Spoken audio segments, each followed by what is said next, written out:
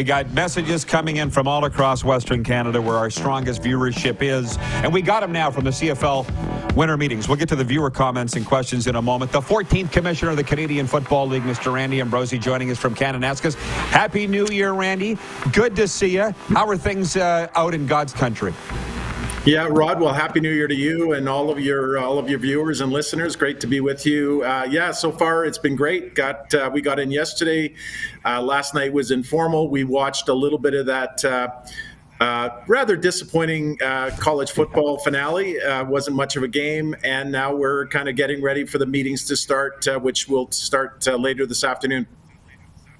I know that I've got you for not a long time, but a good time. I'll hit the main topics here. Number one, what are you guys and gals discussing out there in Kananaskis this week at CFL Winter Meetings? Well, Rod, one of the things that I'm most proud of over the last couple of years is our ability to, collaborate with our teams and really, bring the energy of all 9 teams and the CFL office together. So really the main theme of the meetings is really to share updates with our presidents, coaches, and GMs to make sure that we're all on the same page. An opportunity to really talk to each other and learn from one another. That's kind of the central theme. We're going to be talking about our marketing strategy, make sure that our coaches and GMs are plugged into that and aware of the plans there going forward. Of course, we're going to talk about the game itself. And to some degree, Rod, we're going to celebrate the success we had in 22. What an amazing season, culminating in one of the great Grey Cup finishes of all time. And then we'll go, talk about 23 and beyond. So I just expect it's going to be a meeting that's going to be big on collaboration and really a chance to talk with one another as we get ready for the 23 season. It doesn't have anything, I would assume, to do with rules or tweak. Well, God knows you did enough last year with 9 tweaks, right? Like the game on the field seems to be in great shape. Yeah, Rod, it really is. Look, there's so much to be proud of when we think about 2022. Scoring was up 17%, 2 and outs were way down. The game just flowed better, and it was fun to watch. I know you're a big fan of ours and big fan of our game. I think we've got the most exciting brand of football in the world. I really do. And we want to build on that. We want to make sure we give our athletes a chance to shine. I think we did that in 22. I don't expect that 23 is going to see that kind of change. We want to consolidate largely around the changes we made and take advantage of these great athletes that play in the Canadian Football League. But here's one. Speaking of athletes, when you saw Damar Hamlin go down and then the ensuing fallout after, and thank God he walked out of the hospital, as you know, yesterday. At what point did you say, what would we do if that happened in our league? You must have thought about that last week. Oh, I sure did, Rod. And look, first of all, like everyone else, all of you and your listeners included, we all just were praying for that young man, wanting him to recover and get back on his feet. And, yesterday was a great day for all of us because we saw him, land in Buffalo and now he's going to get, continued care. That was great. But boy, it sure makes you think, one of my first calls was to Greg Dick, our head of football operations. And we just started talking about our process and our procedures. And, we're very pleased with where we are. But Rod, there's always room to improve, and you can learn from these situations.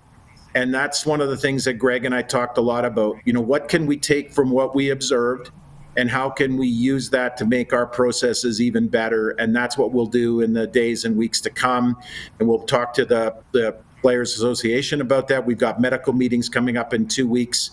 But you certainly, the Demar Hamlin situation will leave an indelible imprint on all of us and just remind us that life is fragile and that we need to be prepared to look after our athletes in the event that whenever they need our care and attention.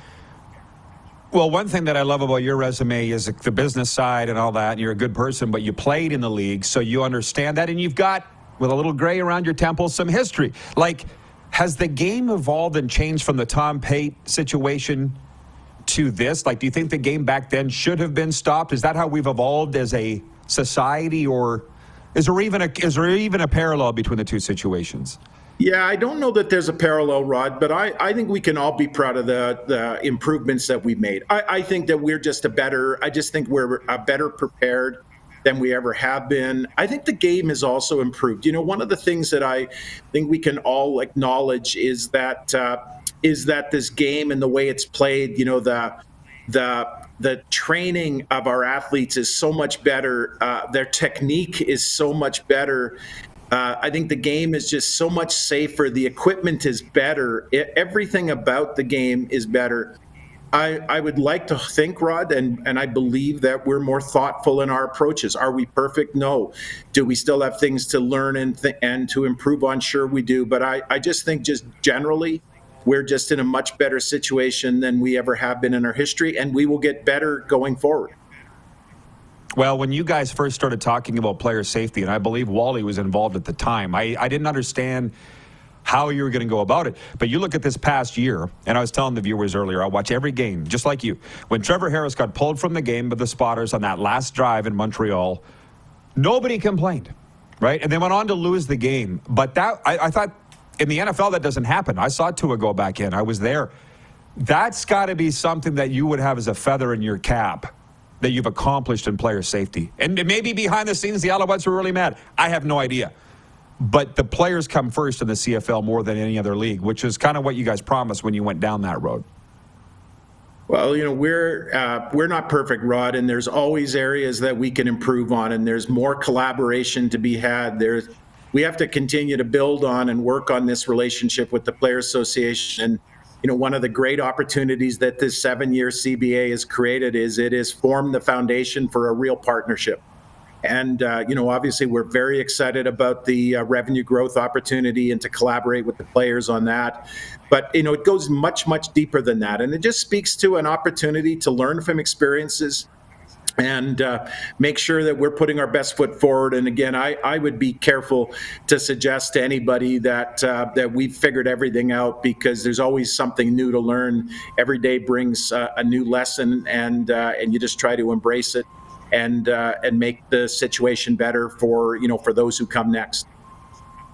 Yeah, but I also know you guys want to be leaders in player safety and obviously technology, right? Like video replay was a forerunner in the CFL first to the degree that it's being used now at every level of football. And lastly, a fun one. It's created a debate here. When Nathan Rourke eventually signs in the NFL, is it a good thing or a bad thing for the Canadian Football League? I'm on record as saying it's good. We want the best for people. There's a lot of people that don't agree. How, as the commissioner of the CFL, would you answer that?